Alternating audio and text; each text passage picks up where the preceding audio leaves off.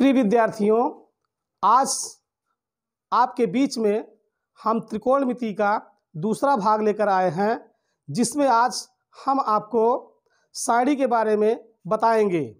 जैसा कि सारणी आप जानते हैं कि सारणी की आवश्यकता हमें 9th क्लास में, 10th क्लास में, 11th 12th क्लास में, चाहे भौतिक विज्ञान हो, चाहे वह रसायन विज्ञान हो या किसी अन्य प्रतियोगी परीक्षाओं में हो, सभी जगह इसकी आवश्यकता पड़ती है, क्योंकि यह थीटा का मान निश्चित है। थीटा का मान आप जानते हैं 0 अंश से लेकर के 180 अंश तक या 360 अंश तक मान निकालना त्रिकोणमिति के 6 पदों में सब के लिए कठिन विषय है, लेकिन हम आपको इसे आसानी तरीके से बताने का प्रयास करेंगे। आप इसे समझने का प्रयास कीजिए।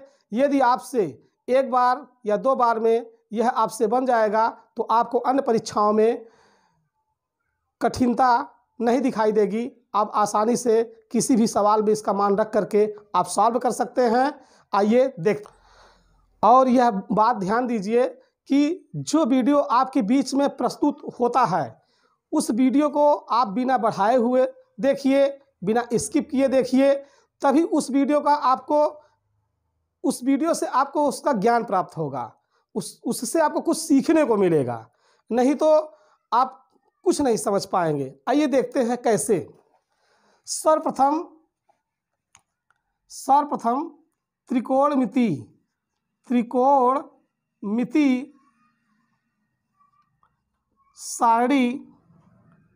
त्रिकोणमिति सारणी हमें बनानी है। कैसे बनाएंगे? क्योंकि सबसे पहले हम जानते हैं कि अनुपात का नाम लिखेंगे। जैसे अनुपात हमारा कौन कौन है, आपको पहले वीडियो में बताया गया था। पहला अनुपात का नाम था साइन, इस तरीके से साइन। दूसरा आपका था कास, तीसरा आपका था टैन, चौथा आपका था काट, पांचवा आपका था सेक, छठवां आपका था कोसेक। तो यहाँ पर एक एंगल का नाम दे देते हैं जिसको कोण। ये कोण सभी को दर्शाएगा, जैसे sine A, cos A, tan A, cot A, sec A, cosec A. आप ये समझने का प्रयास कीजिए, कोण में यहाँ चाहे आप थीटा लिखिए, चाहे ए लिखिए, चाहे फाई लिखिए, चाहे साई लिखिए, कोई भी रख सकते हैं। तो आपका पहला तो अनुपातिक मान में अगर इसका नामकरण में कोण का आ गया, फिर उसके बाद आप जानते हैं 0 अंश छोटा कोण है सबसे।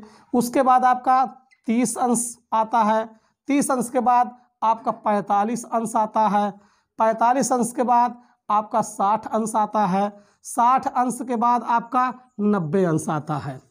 देखिए, सर्वप्रथम आप जानते हैं कि एंगल ए के माध्यम से 90 अंश तक कोणों को सबसे पहले हमने क्या किया, हमने इनका मान लिखा। मान क्या क्या लिखा? ए के कोण जो हमारे हैं 0 अंश हैं, 30 अंश हैं, 45 अंश हैं, 60 अंश हैं, 90 अंश हैं। यदि इनके रेडियन के पदों में अगर इसका मान लिखना चाहेंगे तो आप जानते हैं रेडियन का पदों में रेडियन का मान 0 अंश का 0 ही होगा। और 30 अंश का आप जानते हैं पाई बाई आपका क्या हो जाएगा बेटा, पाई बाई 6 हो जाएगा। आप जानते हैं 45 डिग्री का अर्थात 45 डिग्री का आप जानते हैं इससे क्या हो जाएगा, पाई बाई 4 हो जाएगा। अब इसी तरीके से आगे जाएंगे, 60 अंश का देखेंगे तो इसका रेडियन में पाई बाई आपका 3 हो जाएगा। इसी तरीके से आप 90 अंश में जाएंगे तो बेटा इसका आपका क्या हो जाएगा, पाई बाई 2 हो जाएगा। आप त्रिकोणमिति अनुपातों के 6 अनुपातों के मानों को आप साइन, कॉस, टैन, कॉट, सेक, कोसेक, इनके मानों को जो आपके अंशात्मक मान है, अंश वाले मान है, जैसे 0 अंश, 30 अंश, 45 अंश, 60 अंश, 90 अंश, इनके मानों को हम क्या करेंगे, एक सारणी बनाएंगे। इनके 6 अनुपातों का मान इस सारणी में भरेंगे। हम इसको लिख लेते हैं, सॉल्व कर लेते हैं, देखते हैं हम इस पूरे सारणी को हम कैसे फिलअप करेंगे, कैसे भरेंगे। उसी के माध्यम से हम सीखने का प्रयास करेंगे। धीरे धीरे सीखेंगे तो हमसे बन जाएगा। देखिए कैसे बनेगा। सबसे पहले इनके पार्टों को क्लोज कर दीजिए, इसको भी क्लोज कर दीजिए, टैन को भी इसी तरीके से क्लोज कर दीजिए, कॉट को भी क्लोज कर दीजिए, फिर उसी तरीके से सेक को क्लोज कर दीजिए, फिर कोसेक को क्लोज कर दीजिए। बढ़े हुए पदों को मिटा दीजिए, इरेज कर दीजिए।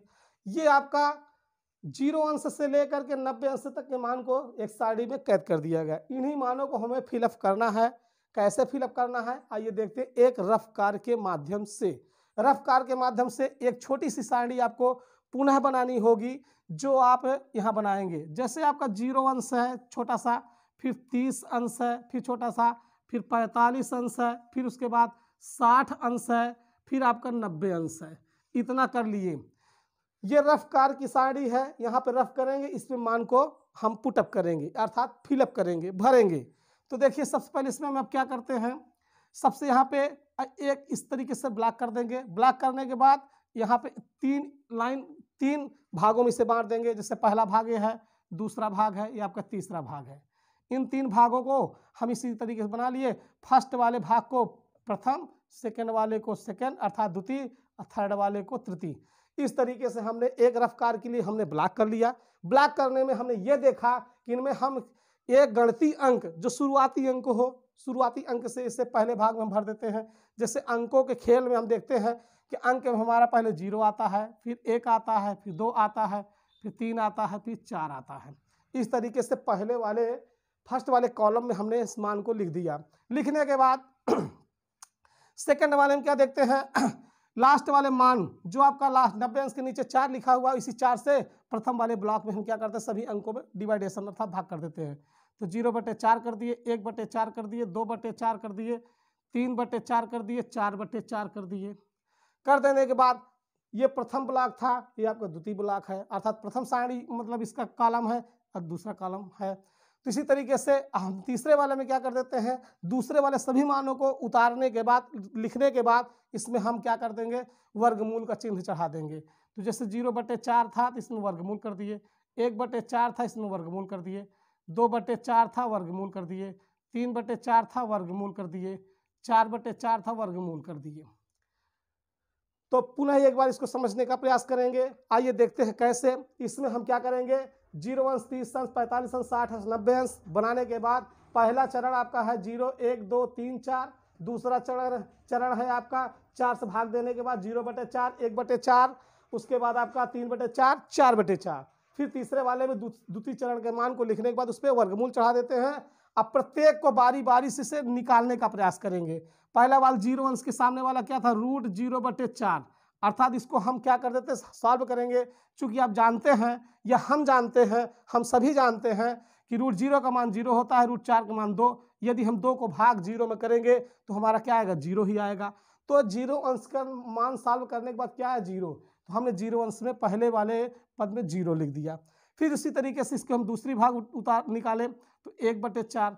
और चूंकि आप जानते हैं, आपको यह पता है, हम सबको पता है, √1 का मान 1 होता है, √4 का मान 2 होता है। तो इससे पता है कि 30 अंश के सामने वाला मान जो आपका 1/2 आया है, इसमें 1/2 लिख देंगे।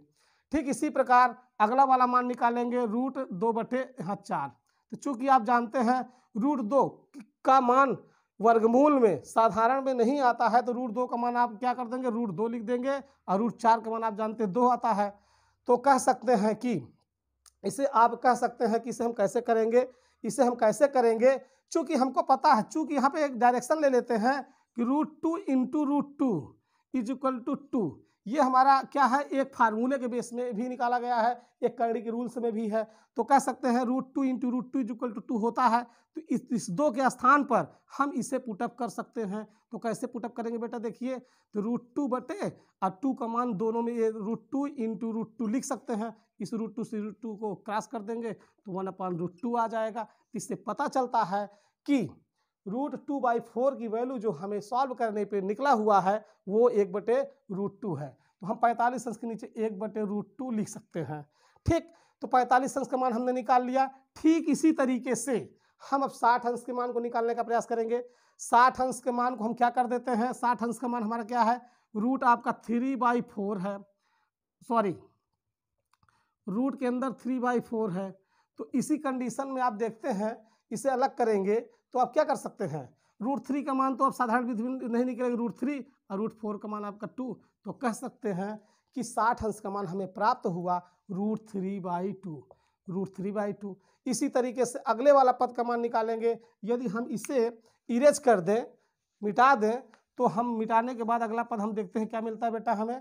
अगला पद क्या है हमारा, 90 अंश के नीचे करड़ी के अंदर 4/4। 4 से 4 कट कर दीजिए तो आपको √1 मिला, और 1 का मतलब 1 ही होता है। तो कह सकते हैं कि √1 का मान 1, तो 1 यहाँ लिख देंगे, क्योंकि ये 90 अंश की डिजिट थी, 90 अंश का आंकड़ा था, तो उस आंकड़े वाले मान को यहाँ पर भर दिए। अब भरने के बाद आपको यह पता हो जाना चाहिए कि इतना आपको सभी समय के लिए सदैव आपको यह साड़ी जो रफ कार में लिखा हुआ है इसे आपको याद रखना होगा, इसे आपको अपने से इतना बनाना होगा। तो पहले चरण का जो साइन का अनुपात था वो आपको 90 अंश के पदों तक, रेडियन के पदों तक, अर्थात अंशात्मक पदों तक आपने मान देख लिया, भर लिया। भरने के बाद इस मान को सॉल्व करने के बाद हमने साइन का मान प्राप्त कर लिया, तो हमें अब इसकी अर्थात इस रफ्तार की कोई आवश्यकता नहीं है, इसे हम मिटा भी सकते हैं। आइए हम मिटा देते हैं। मिटाने के बाद हम देखते हैं आगे कैसे हम इसको फिलअप करेंगे। तो आगे फिलअप करने की प्रक्रिया हमारी क्या होगी? तो आगे फिलअप करने की प्रक्रिया हमारी कुछ नई होगी, देखेंगे, समझेंगे। तो कास का मान क्या हो जाएगा? हम साइन के जो अनुपातिक मान है सीधे सिरे में इसको अपोजिट अर्थात उल्टे क्रम में इसे हम लिखने का प्रयास करेंगे।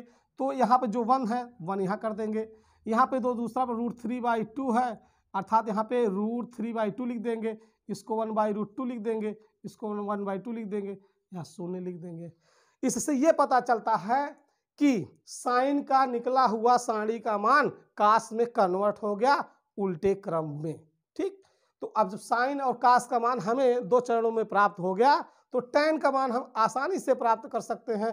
प्रथम वीडियो में आपको tan a का मान आपको सूत्र के रूप में बताया गया था, क्योंकि आप जानते हैं कि tan a का मान प्रथम वीडियो में आपको sin a upon cos a बताया गया था।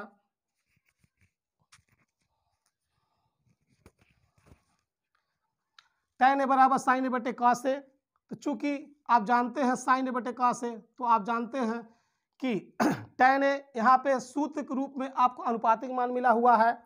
तो यहाँ पे साइन का मान पहला 0 अंश में 0 है, कास का पहला मान कितना दिया हुआ 1, तो आपको 1 का भाग में 0 करेंगे, 1 का भाग 0 में देंगे तो 0 आएगा, तो यहाँ 0 ही लिखेंगे। इसी तरीके से अगला पद देखेंगे, साइन का मान क्या दिया है 30 अंश में 1/2 पूरे 1/, कास का मान कितना दिया हुआ है √3/2, 2 से 2 कट जाएगा, तो आपका क्या बचेगा 1/√3। या इसे नहीं काट सकते हैं, तो नहीं काटना चाहते हैं तो कुछ नहीं करेंगे, अंतिम वाला मान ऊपर चला जाए गुणे के रूप में 1 × 2 बटे, तो 2 × √3, 2 से 2 कट गया, तब भी आपके आए 1/√3। तो हम यहाँ पे क्या लिख देंगे 30 अंश के नीचे वाले कॉलम में 1/√3 इतना लिख दिए। अब इसको हम मिटा देते हैं। मिटाने के बाद अगले वाले भाग में हम देखने का प्रयास करेंगे। अगले वाले में क्या है 45 अंश की वैल्यू यहाँ निकालनी है, तो यहाँ पे साइन का मान पहले वाले कॉलम में क्या है 1/√2, अगले वाले कास में क्या है 1/√2। तो सेम कंडीशन, सेम पद कट गया, कितना आ गया 1, कितना आ गया आपका 1 यहाँ भर दिए। इसके बाद अगला वाला पद हम देखने का प्रयास करेंगे। अगला वाला मान क्या है √3/2, 1/2, 2 से 2 कट करेंगे, और चूंकि 1 का भाग √3 में देंगे बेटा, तो √3 ही आपका आएगा। तो यहाँ पे क्या लिख देंगे हम लोग √3। इसी तरीके से अगला वाला मान निकालने का प्रयास हम करेंगे। तो कैसे करेंगे?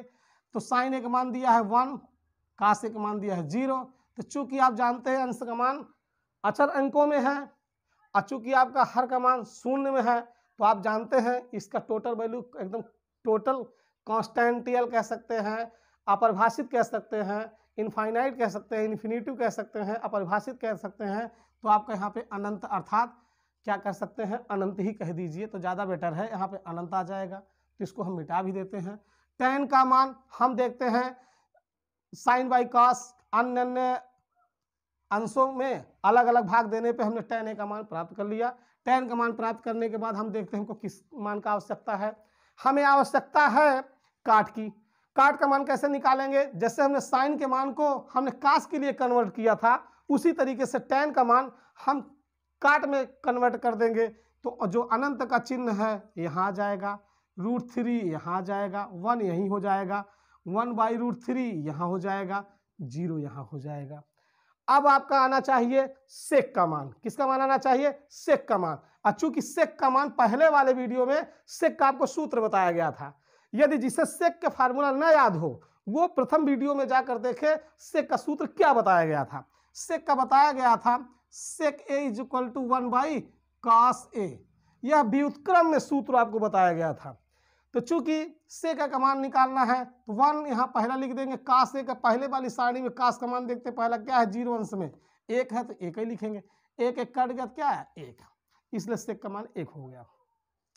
फिर इसी सूत्र का 1 लिखे, फिर cos ए का दूसरा मान देखते हैं, cos क्या है √3/2। चूंकि ये 2 ऊपर चला जाए गुणे के रूप में, 1 × 2/√3, तो रिजल्ट आपका आ गया 2/√3। यहाँ क्या लिख देंगे बेटा हम लोग 2/√3। इसे हम अब मिटा भी देते हैं, इसका काम नहीं है हमें। तो अगला मान हम क्या कर सकते हैं बेटा, अगले मान देखते हैं, फिर इसी का 1 लिखेंगे। cos का अगला मान हमें क्या प्राप्त होना चाहिए, cos का अगला मान हमें देखते हैं, अगले पद में क्या है 1/√2, 1/√2। तो 2√2 ऊपर चला जाएगा तो क्या हो जाएगा √2 × 1/1, 1 1 कट गया, क्या बचा आपका √2। तो यहाँ बेटा √2 लिख देंगे। √2 जब लिख दिए हम लोग, तो अगला मान देखते हैं, फिर उसी सूत्र का 1 लिखेंगे। cos का अगला मान देखते हैं 1/2, 1/2। तो 2 ऊपर चला जाएगा तो इसका मतलब 1 × 2/1, 1 1 क्रॉस कट गया, कितना बचा आपका 2। तो यहाँ 2 हमने लिख दिया। फिर इसको हम इरेज कर देते हैं। इरेज कर देने के बाद अगला हम देखते हैं कि फिर इसी सूत्र का 1 है। cos का अगला मान आपका क्या दिया है 0 दिया है, तो अंततः जो आपका tan a में इन्फिनिटी आया था उसी तरीके से इसमें भी इसका क्या मान आएगा अनंत आएगा, तो इसलिए अनंत लिख दिए। अपरिभाषित का चिन्ह हमने लिख दिया। लिख देने के बाद हम क्या करते हैं, देखते हैं sin a के अपोजिट cos में गया था, tan a का अपोजिट cot में गया था। अब sec का मान हमने सूत्र के माध्यम से निकाल लिया, तो sec का भी अपोजिट cosec में कर देंगे, तो क्या हो जाएगा इन्फिनिटिव 2√2, 2/√3, 1। अब आगे चलते हैं। अब आगे में क्या हो जाएगा, 90 अंश के बाद कौन सी सारणी आपकी आएगी, कौन सा मान आएगा अंश में, 90 के बाद आप जानते हैं 120 अंश आएगा, इसको आगे बढ़ा लिए। 120 के बाद आप जानते हैं 135 आएगी, आपको ये भी पता है। फिर उसके बाद आप जानते हैं आपका 150 आएगा, 150 भी आपका आ गया। फिर आप जानते हैं 150 के बाद आपका बेटा 180 आएगा, 180 को भी इस तरीके से बढ़ा लिए। बढ़ाने के बाद इसे हम क्या कर देते हैं, इस तरीके से हम इसको अलग खंडों में विभाजित कर देते हैं। विभाजित कर देने के बाद हम देखते हैं कि हमारा यह भी पार्टिकुलर, हमारा यह भी क्या हो गया, हमारा यह भी एक गैलेंस आगे की ओर बढ़ गया। चूंकि आपको यह भी ध्यान होना चाहिए कि हमने इसे 30 अंश का मान π/6 लिखा है, 45 का π/4, 60 का π/3 और 90 अंश का π/2। तो 120 और 135 और 150 180 का मान क्या होगा, आपको ये देखना चाहिए। कल पहले वाले वीडियो में हमने आपको यह अंशात्मक मान रेडियन में प्रूफ किया था। तो यदि किसी को नहीं याद है तो आप लोग क्या काम करिए, आपको सूत्र बताया गया था, प्रथम वीडियो में बताया गया था a गुणते π/180। तो चूंकि आप जान लीजिए कि a गुणित π/180, a का मान तो यहाँ पे कितना दिया हुआ 120, 120 गुणते π/180, 0 0 कट कर देंगे। अब चूंकि आप जानते हैं कि ये दोनों मान 6 से कटने योग्य हैं, तो 6 दूनी 12, 6 त्रिक 18, तो कहने का तात्पर्य 2π/3, यहाँ लिख सकते हैं 2π/3। 120 अंश का रेडियन में मान 2π/3 हो गया। उसी तरीके से आ जाइए 135, यहाँ लिख दीजिए एक मान 135 गुणते π/180। चूंकि आप जानते हैं अब ये 5 से कटेगा, 5 दूनी 10, 3 बचा, 3 इसको दे दिए तो हो जाएगा कितना आपका 35। तो 5 7 35, अब 5 से कटे 5 आई 15, 3 बचा, 5 6 30। अब चूंकि 9 त्रिक 27, 9 4 36, तो कह सकते हैं 3π/4, इसका आ जाएगा 3π/4, सॉरी 4 इस तरीके से लिखते हैं, ठीक है। फिर उसके बाद अगले मान में आप जाते हैं तो देखते हैं 150 अंश, 150 गुणते π/180। आप a का मान रख रहे हैं, अर्थात एक कोण है, कोण का मान क्या है 150 ही आ रहा है, तो 0 0 कट गया। तो चूंकि पंक्ति आई, सॉरी 5 से नहीं कटेगा, ये 3 से कटेगा। यहाँ पे आपके कितना था 150 अंश, 0 से 0 कटा था, और 3 अब 5 15, 3 6 18, तो आपका कितना आ रहा है 150 का 5π/6। यहाँ लिखेंगे बेटा 5 पाई बाई 6। ठीक, ये हो जाएगा। फिर उसके बाद आगे चलते हैं 180 का, तो चूंकि ए का मान 180 गुणते पाई बाई 180, कितना आसान तरीके से हमें क्या मिला, 180 को 180 से कट कर दिए तो हमें क्या मिल गया, इसका पाई, पाई मिल गया। ये हमारा पाई है। चूंकि पाई का मान आप जानते हैं, आपको पता होना चाहिए पाई का मान कितना महत्वपूर्ण है। त्रिकोणमिति में पाई का मान सदैव 180 अंश हर सवालों के लिए प्रयोग किया जाता है। पाई का मान सदैव के लिए 180 अंश का मान याद रखेंगे त्रिकोणमिति में, चाहे वो त्रिकोणमिति हो, चाहे त्रिकोणमिति फलन हो, चाहे प्रतिलोम फलन हो या प्रतिलोम त्रिकोणमिति फलन हो, पाई का मान 180 अंश रखेंगे। और अन्य मान अन्य अध्यायों में, जैसे आपका मेंसुरेशन है, ज़्यादातर मेंसुरेशन में या क्षेत्रमिति में या पृष्ठीय क्षेत्रफलों में पाई का मान सदैव आप जानते हैं 22/7 या 3.14 यही मान यूज किया जाता है, अर्थात प्रयोग किया जाता है। तो आसानी से पाई का मान भी सदैव के लिए आपको याद होना चाहिए, नहीं तो आपको यह भूल हो जाएगा कि 22/7 का मान कहाँ पर प्रयोग किया जाता है, 3.14 का मान कहाँ प्रयोग किया जाता है, या 180 अंश का मान कहाँ पर पाई का मान रखा जाता है। तो आपको बता दिया गया कि त्रिकोणमिति वाले चैप्टर में, अध्याय में आपको पाई का मान 180 अंश रखना है, और अन्य विषयों में अर्थात अन्य अध्यायों में पाई का मान 22/7 या 3.14 रखना होगा। तो आगे के प्रक्रिया में हम देखेंगे हमें इस सारणी को कैसे पूरा करना है, हम कैसे सारणी को फिलअप करें। अभी तक तो हमने ये देखा कि sine cos tan cos sec cosec 6 अनुपातों का मान 90 अंश के पदों तक में हमने छोटे सा एक रफ बना करके उन चरणों को फिलअप करने के बाद हमने इसको पूरा कर लिया। अब हमें 180 अंश तक पूरा करना है। 180 अंश तक किस तरीके से पूरा करेंगे, आइए देखते हैं। तो सर्वप्रथम सबसे पहले हम क्या काम कर देंगे, जो 90 अंश का सीरीज है अर्थात सारणी है, इसमें एक क्रॉस कर दीजिए, क्रॉस कर दिए, अर्थात इस सीरीज को, इस सारणी को हमें छूना नहीं है, इसके मान से हमें कोई लेना देना नहीं है। तो अब याद रखिए कि पहली वाली सीरीज धनात्मक रहेगी, अंतिम वाली सीरीज धनात्मक रहेगी, बीच की जितनी भी सीरीज है वो ऋणात्मक रहेंगी। इससे ये हो जाएगा कि 4 कॉलम अंदर के ऋणात्मक होंगे और प्रथम और अंतिम धनात्मक होंगे। तो हम क्या करेंगे, ऑलरेडी 90 पे क्रॉस कर चुके हैं, तो हम क्या करेंगे, इनके मानों को पिछली वाली सिरा से सीधी वाली सिरा अंत में भरते चले जाएंगे। इधर पीछे से लिखेंगे, उसमें आगे से पीछे की ओर जाएंगे, इधर पीछे से आगे की ओर आएंगे, यहाँ आगे से पीछे की ओर जाएंगे। समझ में आ रहा होगा आपको हम क्या बताने का प्रयास कर रहे हैं। देखिए आपको क्या हो जाएगा, यहाँ पर आपका हो जाएगा √3/2, और यहाँ पे 1/√2, और वहाँ पर आपका 1/2, आगे आपका जाएगा 0, क्योंकि पहली सीरीज आपको धनात्मक हमने बताया था।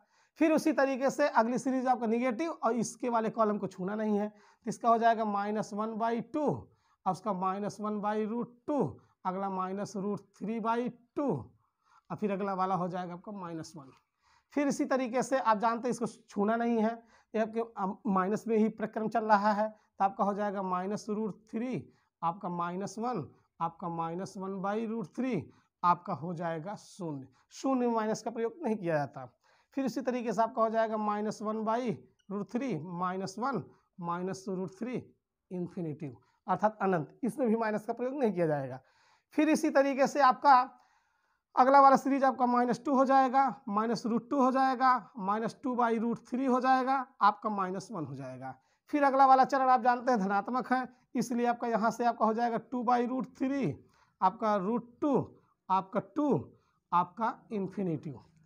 तो इससे यह पता चलता है कि जो हमने इस सीरीज में अर्थात इस सारणी में त्रिकोणमिति का जो आज आपके बीच में हम दूसरा भाग जो आपको बता रहे हैं सारणी, इसमें आपने ये देखा कि जो 90 अंश वाला बैलेंस है उसको जो क्रॉस किया उसको मिटा दीजिए, फिर उसके बाद इसके चिन्हों को इस तरीके से इरेज कर दीजिए, और फिर उसके बाद आप ये देखते हैं कि आपकी जो सीरीज है, जो सारणी है, अंशों में रेडियन में दोनों मान सेम टू सेम लिखे हुए हैं। आप यहाँ π/3 है, चूंकि एक बार पुनः मैं समझाने का प्रयास करता हूँ, 0 अंश, 30 अंश, 45 अंश, 60 अंश, 90 अंश, 120 अंश, 135 अंश, 150 अंश, 180 अंश, और इनके रेडियन π/6, π/4, π/3, π/2, 2π/3, 3π/4, 5π/6 एंड पाई। इनके मानों को आप रेडियन में देखें, यदि आप चाहते हैं कि हमें 360 अंश तक का मान चाहिए तो पहले आप 180 अंश तक सीखने का प्रयास कीजिए, फिर उसके बाद आपका 270 अंश आएगा, 360 अंश आएगा। वो भी किसी अन्य वीडियो में अर्थात तीसरे भाग में आपको 270 अंश और 360 अंश का सिखा दिया जाएगा।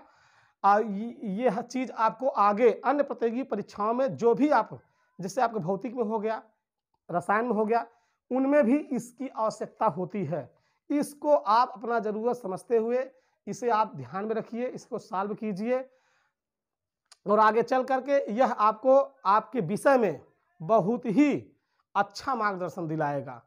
और यह यदि हमारा यह वीडियो आपको इतने मेहनत के साथ हमने पढ़ाया और आपको यह देखा कि छोटी छोटी बारीकियों का भी मैंने ध्यान दिया ताकि आपको समझ में आने का प्रयास हो, आपको अच्छा लगे, आपको ज्ञान हो। यदि हमारा यह वीडियो आपको अच्छा लगा हो या बहुत ही अच्छा लगा हो तो इसे एक लाइक कीजिए और ज़्यादा से ज़्यादा हो सके तो अपने दोस्तों के बीच में इसे शेयर कीजिए। यदि आप हमारे चैनल में नए हैं तो इसे सब्सक्राइब कीजिए। धन्यवाद।